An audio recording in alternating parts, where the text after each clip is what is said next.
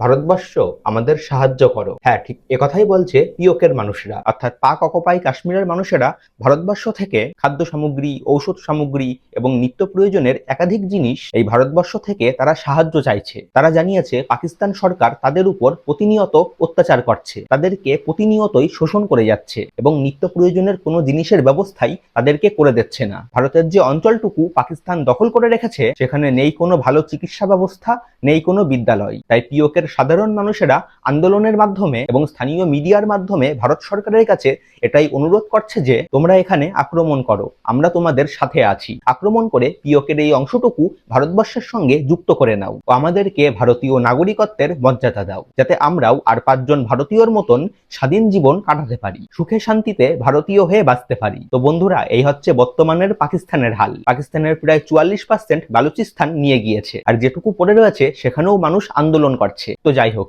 একজন ভারতীয় হয়ে এটা আমাদের কাছে খুবই আনন্দের সংবাদ যে স্বেচ্ছায় পিওকের মানুষরা ভারতবর্ষের সঙ্গে যুক্ত হতে চাইছে। ভালো থাকবেন সবাই।